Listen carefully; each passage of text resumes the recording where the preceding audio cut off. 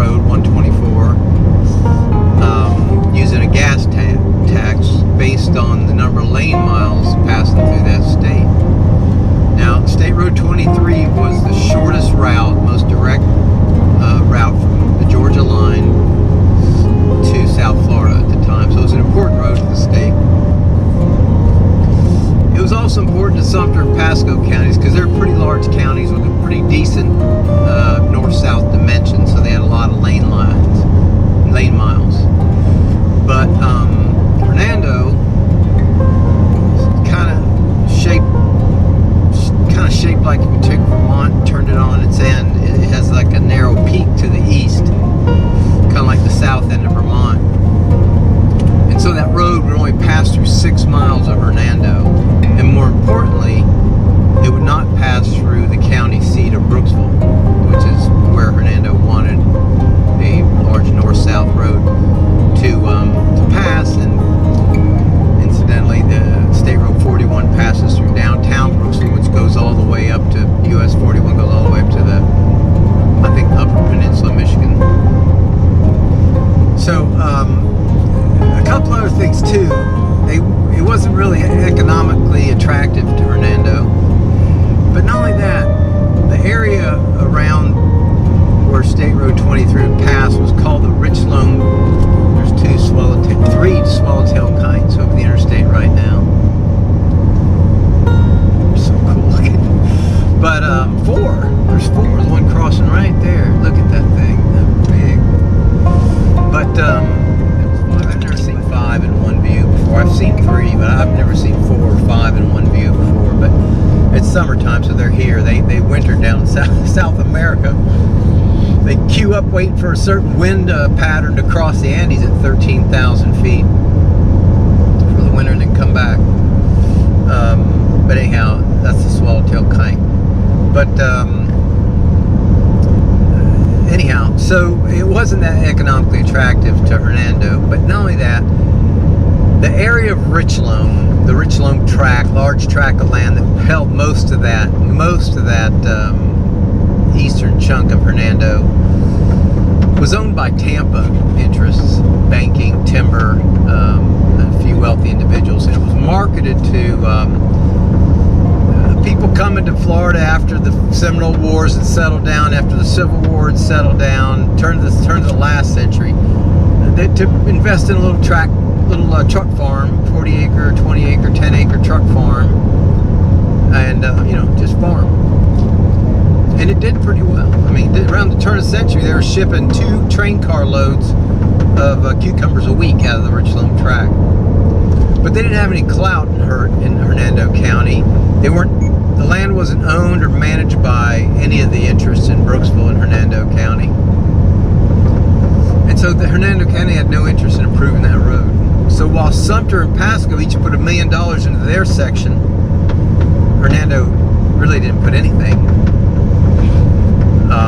And it became known, that 6-mile stretch became known as the dark stretch. It was a muddy, foreboding little track that had no maintenance done whatsoever. And the people of Richloam, a few of them, would have mule teams ready to pull tourists out, pull road travelers out at a cost of $5, which was about 2 nights stay in a hotel at the time. So word spread about that, and it was a blight on the area. So the powers that be in Sarasota County, Pasco County, even Marion County to the north went to Hernando County, the commissioners there, and made an appeal. They were given some sort of glad handing, but nothing was done. So they went to the state. In fact, Governor Hardy even came down in the 1920s to look at it himself. And Governor Hardy was a banker and a lawyer out of, I think, Live Oak. This might have been the only time he's ever been to Central South Florida. It's hard to say. But it was one of the few times, that's for sure. And he came all the way down to look at this stretch of road. It was causing such an impediment to car travel as cars were coming online. And so they made a motion to the state legislature to annex that part of Hernando County into Sumter and or Pasco or both. But What interest Hernando did have, it had in the Orange Belt Railroad, which created the city of St. Petersburg. It's another story. And I think a couple of telegraph lines. Both of those generated revenue for Hillsborough County as they passed through. So Hernando County. So Hernando County didn't want to give up that section of land. So they went themselves back to the legislature and they got a bond issue approved. And what would happen is they get a bond. Counties would get a bond issue, do the repairs, and they get reimbursed by the gas tax to pay back the people that invested in the bonds. So they went up there, got a bond issue approved too, and they have this flowery language about how the roads are going to improve and how the dark stretch will be improved and at the same schedule and the same quality materials as other roads, but they did not. They didn't. What they did was they made a new route. They made, instead of the diagonal following the Orange Belt Railroad in the dark stretch, they made a route to the north and then to the east, because that little east-west leg was part of an existing road. I think they called it State Road 51 at the time, State Road 50 now, that connected Orlando to Brooksville, and that's where their interest was. So that way a portion of that bond money would be used, half of that actually, would be used on their east-west road that they had an interest in. The rest goes down a little town of Withlacochee, and it was, it's up in Oak County now.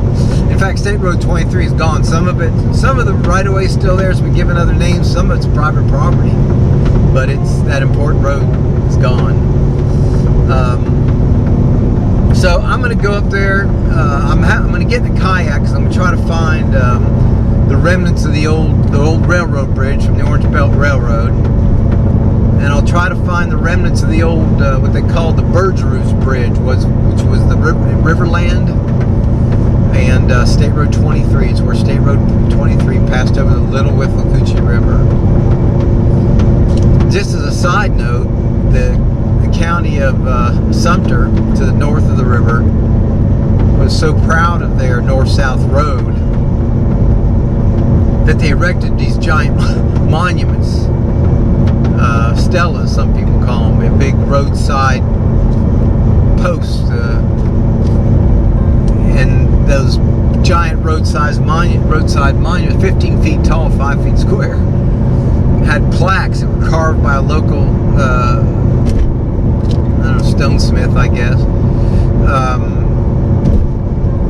kind of describing the achievements in agricultural production of Sumter County, but also bragging about their road, their north-south road, and letting people know that they're leaving Sumter County and heading into the dark stretch of Hernando County. They didn't want, part of their appeal to the governor is that the whole region was getting blamed for this. So at the time, early on, when the automobiles first came online, about 1908, mass production of the Model T came out, and the average family, I guess, maybe upper middle class family, could get in a car and drive themselves. They'd have to take the railroads down south to vacation. They could drive themselves. The city of Eustis, Florida, gained national attention for their beautiful oil sands road. They take asphalt, the crudest section of distilled crude oil. They take that oil, I think probably distill it down a little bit, or and mix it over their sand roads, and then roll it, and it would make a decent, hard, smooth road. And they were known for their roads. In fact, they were so known for roads that a delegation from Sarasota, Florida, 140 or so miles to the southwest, south of Tampa, got a bunch of automobile clubs together and made the trip to go look at them. Took them 2 days. Took them 2 days to travel about 130 miles. And by the time they finished, got there at Eustis, town of Eustis in Central Florida, there was 50 cars. They'd pick up cars along the way. They'd lose a couple too. And I think 200 people made the trip. Politicians and business people and things like that. But to go look at these roads, to see how these bonds work and see how you do this, how you accommodate this new automobile thing. So that was all around 19 in the teens, but especially the 1920s, following the First World War, leading into the Roaring Twenties. So I'm going to go up there and look for remnants of this. These types of things, they don't disappear. They may not be maintained or whatever, but old foundations, old pilings, old road markers, and frankly, layers and layers of lime rock that they put down, it doesn't go away completely. And usually they're put to a different use, they're not completely abandoned, but just go see what's left of all this from over 100 years ago, or 100 years ago. You know, get out, paddle around, just see what's out there. But I'll take you along with me, and I'll check in with you later.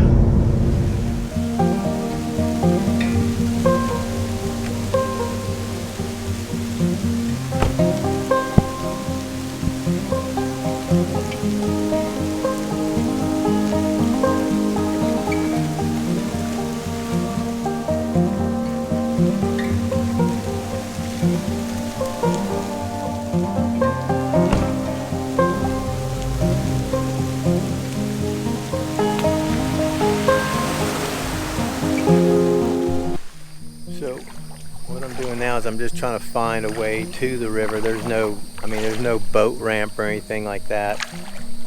So I look on things like USGS quadrangle, the 24,000 scale quadrangles, and Google Earth, stuff like that. Just try to find a passable route that's, you know, close to the river, that kind of get you to the river. A lot of times there's little paths like this because people used to go fish and mess around, but we're in the state forest now, so it's not a river that people you know, frequent, that's for sure. And it's not a big river, so you really don't know what you're in for, but you got to find a way to get there. So that's kind of what I'm doing now. And I'm not going to drive through something like this without walking through it first.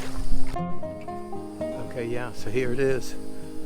Here's the river. I'll have to do a little bit of clearing, just get some of that branch, that tree out of the way.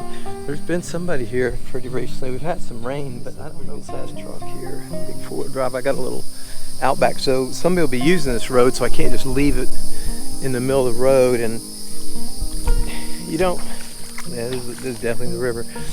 You don't really want to assume that the conditions are going to be the same when you get back. I mean, you could get a big rain or something like that, and so you kind of want to leave the car in a safe kind of high ground, even if you have to carry your kayak a little longer. But it's not a big deal. Dragging that kayak's not that difficult, really. You just need to kind of load it up and get it ready to go, and just drag it across the ground just like you would if you're in the water. So, okay, well, I'm going to get that going and then get out in the water, and I'll check in with you then. Go ahead and leave my car up here upstream of that pond. It got pretty deep for driving through there, and it's just not that much farther, so just kind of keep it upstream of that. But get things unloaded and check in with you. Here we go. Just start the drag. I mean, not ideal. I wouldn't do it over concrete or nothing, but it's pretty wet sand. It'll be floating for part of it, which will be good. You can see I got everything pretty much buttoned down, because like I said, it gets you don't know what you're going to be doing, so you got to have anything capsize or not get wet. I have stuff I don't want to get wet, but I put inside that yellow bag there. It's just a real durable Ziploc style bag from nuts.com. But yeah, I got that wood bully stick. It's just a little heavy duty kind of a mop handle. My paddle and something to drink, machete, and then a pointy ass knife, that real rigid knife, an old, I think they call them M1s from probably the Vietnam era. It's real sharp double-edged knife. Unfortunately made for stabbing, which if you're going to convince a gator to get off of you, it's not the only way you're going to do it. It ain't going to be through its hide, it's going to be through its eyes and nostrils. Probably its nostrils. Pretty. But here we are. I mean, this is just something else. Kind of a wild hickory and American elm. But this is it. So it gets easy from here on out. Hopefully, just like I say, you just don't know what you're in for. So you just kind of take it as it comes. I've got to travel about 3 miles, I think, and I'll be going upstream and then come back, but there's not much of a current either way, so a little current. But anyhow, I'll get settled and check in with you later. It's real nice out here. Hopefully it'll be a nice clear path. I've got about 3.5 miles to cover to get to where the old state road crossed this creek at what used to be the town of Riverland. There you go.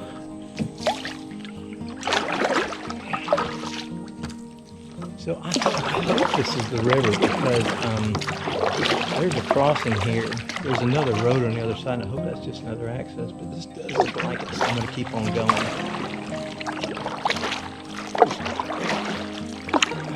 I'll check in with you later. It's real pretty. Cypress knees, they put up kind of like a bollard type defense, you know, you just can't get the kites to fit through them. Like right here, I'm not going to go through that. Yeah, I'm just going to get out there.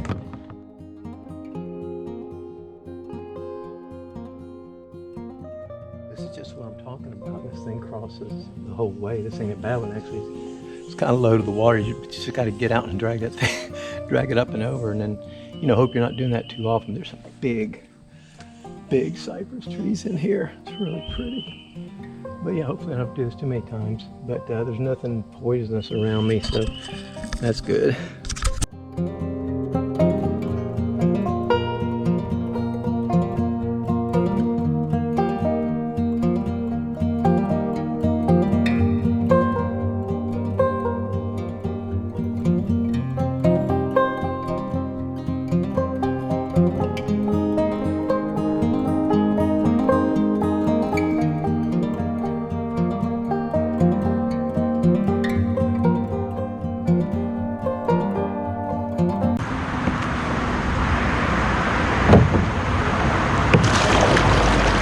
Just now,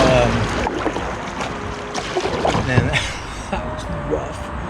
I'm just now getting under the State Road 50 bridge. You hear all that traffic behind me. That was the most difficult traverse I've ever made. I mean, I don't think I covered a mile because I know that I've got. Oh, cool. I've got probably about 2.5 miles from here to get down to the town of Riverland, where the old railroad bridge will be and where the old bird roost bridge would be. I actually don't know why they called it that. I'll figure that out. But when bird river, we called it Riverland Road. That anhinga came out of the water and went up over the branch, but got too scared. But its feathers were too wet to fly, so it just did a belly flop. It did a belly flop in the water and swam. I wish he just stayed put, but I frightened him by coming through here. God, it's good to paddle for a change, because I'm telling you, man, that was a lot of just walking and pushing with my bully stick. I'm starting to see, you'll see it here, some sawn lumber. So, I mean, this is what you're up against, and this is what you do. You just go one after another. You never know how bad it's going to be your first time out, but this has been really difficult. And I'll get people that say, hey, next time you go out, give me a call. I mean, I don't film every one I cross. Sometimes I get so frustrated that I don't film for like that for an hour and a half. I'd feel guilty dragging somebody through this stuff, but I don't know. That's what you do. And then look at all that poison ivy. That's what happens. You get in there and get covered with that poison ivy, and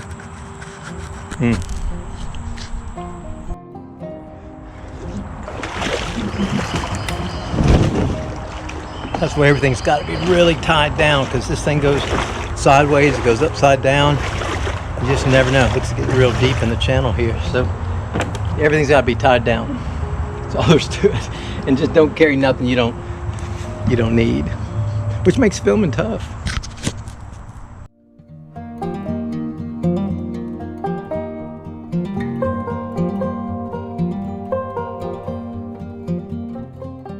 I keep going like this. It's funny. I'll hear my phone ringing. I can just picture answering it. You know, hey James, what you up to? Not much. Not much. Anyhow, this is what I'm up to. Up to my knees. I just took a tributary. And I got lost, but you know, sort of dead ended. Just ended up in just a bunch of cypress knees. And you know, I noticed another thing. I'm back here, and it's getting deeper. But another thing I'm gonna look out for next time is to just look for the biggest of the big cypress trees. You know, that's probably a no-brainer, but when you see it right in front of you, of course, you know, I'm looking where I came from, and look at these monsters. Just stay amongst the really big ones. But I guess it seems obvious now, huh? I got to paddle a little bit. I'm paddling a lot with this bully stick, frankly, because I mean, you don't want to break your paddle up in here, even though I haven't used it that much. But you know, typically you don't want to break your paddle. And you know, if it's in your hand, frankly, you use it to pry off things. It's just a bad habit. It's like this right here.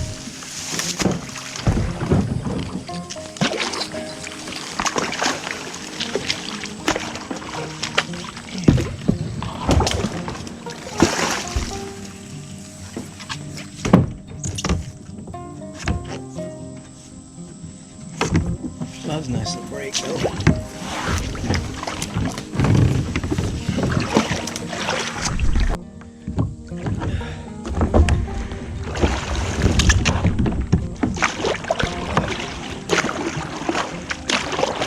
I'm coming up on, it looks like a barbed wire fence, which is kind of good news. Any human organization is good right now because it tells you that, you know, it could be the old road, the railroad right away, or who knows. But you know, I've just come through a phase where I'm starting to wonder what's foolhardy, what time it is. Everything could go wrong.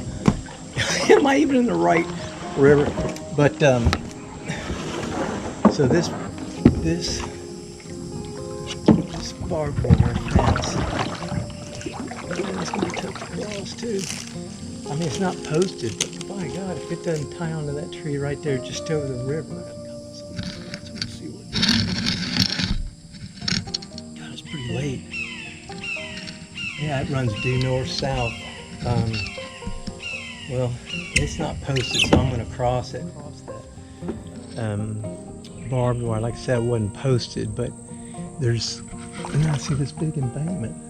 So I'm gonna go check that out. Somebody's got a deer stand there, but it's summer. It's not hunting season, so I'm not getting in anybody's situation. But there's some sort of embankment. There's no evidence of a bridge ever being there. I don't see any pilings or anything. But I'm gonna go check it out, see what it looks like. It's deep right here, man. I don't know if we'll be able to walk across this or not. Yeah. Okay. Yeah.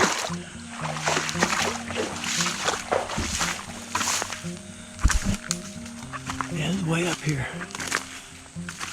Yeah, it's a straight line. That's sure enough. That's an old road bed. Here's some old abutment of some sort. See that great big creosote pines, and here's a wood abutment. Not as much evidence as I'd like to see, but I'll definitely get a mark on it with my GPS. But look how straight that is. Way up here at grade. So, you know, it's hard to say what this is, frankly, but it could very well be the green belt, orange belt, I'm sorry, railroad. But I'll get a GPS fix on it and then be able to upload it to Google Earth and different mapping software and see exactly where I am. It's kind of cool. This fella could drive all the way to the deer stand, looks like. It's up here, man. This was a substantial piece of infrastructure at the time. I'm probably 8 feet plus above anything around me. That's a lot of work. It's a lot of work. And there is some rocks and pebble. I don't see much. I mean, certainly no railroad ties or rails or anything, and I don't see much road. But there's definitely this old abutment. Looks like fella hunted here in a long time too. But those little piles there. Typically, though, even 100 years ago, you'll see them on the cross. Unless they need them for something else. A lot of times they do salvage them. Little creosote abutment is old. Alright, well, I'm going to get back and keep moving east. But get a fix on this thing real quick.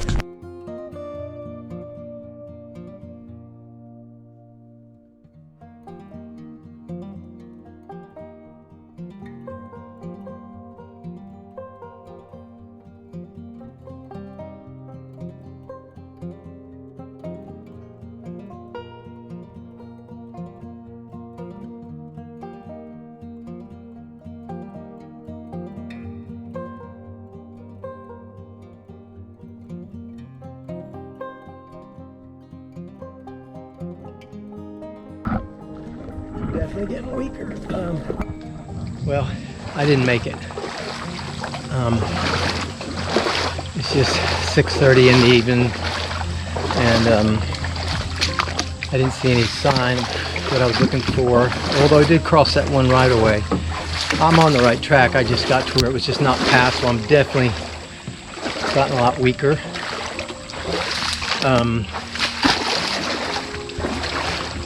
But it just got to where I need to go. I need to find a different route. It's easier going with the current, just be able to discern the stream better. But so I got to paddle some, but I'm still walking. It's just too late, and I could keep going. I still got to get out, and it was definitely, it was no picnic getting in here, and it'd be just stupid to try to get out as it gets any darker. And you know, I'm getting weaker, and I'm kind of stumbling more than I was coming in here. So I'll do my homework, and I'm gonna paddle for a little ways. I think I can paddle, at least stick paddle. I'll do my homework and probably come at it a different way. Mark, you know, what I covered, and then try maybe come at it from the east, from around Colt Creek Park, I think it's called. But right now, I need to get on out of here and get to a cell service and call home and stuff. Check in. But all right, well, I'll check in with you later.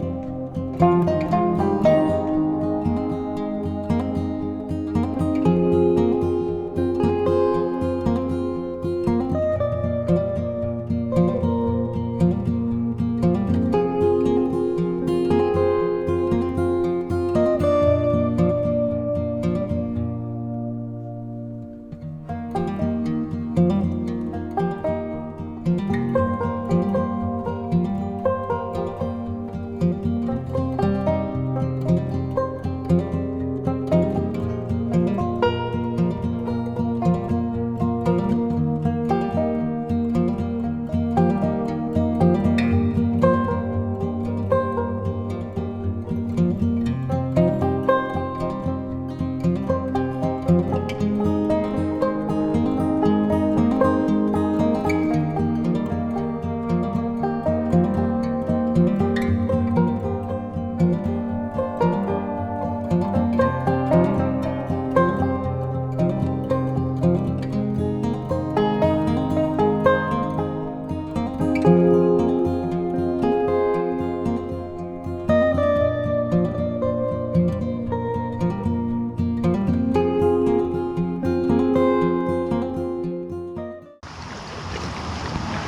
at the bridge. It's 7:56 in the evening. Sunset's about 8:36. That wasn't that smart, frankly, getting that far back, being that stubborn, as difficult as it was getting in there. It's easier at first getting out, and then it started getting kind of dark, and you know, once you lose that stream, I forgot about that little flat area there. But once you lose that stream, man, it's tough. That was a rough patch, man. I'm so glad I'm somebody with me. I feel like crap. If I drug somebody through that. Oh, man. Different kind of fun. Yeah, it was like a drainage, whatever you call it, flume, I guess, concrete. This would look very unappealing if you were just out paddling, but compared to what I've been through, it's like no big deal. Oh God, let's see what we're looking. But let's see, let's get in here, and I'll just cut some of this stuff out of my way with the machete. Still have the machete, frankly. I don't know if I'll have to cut anything. Let me see. I just got to drag it up this kind of steep embankment, but that's short grass compared to what I've been through. That's it.